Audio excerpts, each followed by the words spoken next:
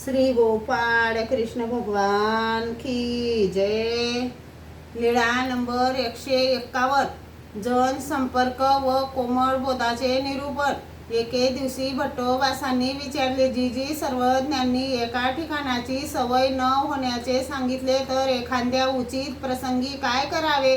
सर्वज्ञांनी सांगितले, तोपर्यंत असावे जो आपले श्रेष्ठत्व नष्टत्व प्रकाशेना। यावर भट्टोबासांनी विचारले, जीजी श्रेष्ठत्व नष्टत्व जर लोकांच्या लक्षात आले तर काय होते?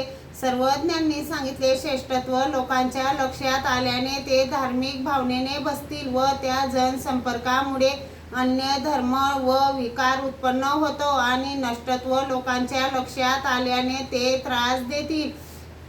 भट्टोबासांनी विचारले, जीजी अन्य धर्म उत्पन्न झाल्याने व विकार उत्पन्न झाल्याने काय होते?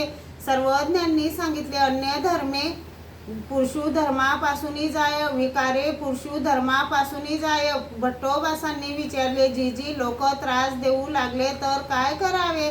सर्वज्ञांनी सांगितले, वानऱ्या आपण या उपद्रव उठी तयाचा असंबंधू कीजे।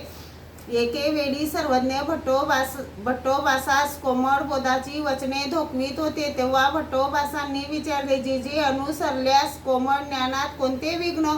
सर्वज्ञ म्हणाले, कोमळ ज्ञानी विको विघ्न। श्री गोपाळ कृष्ण भगवान की जय।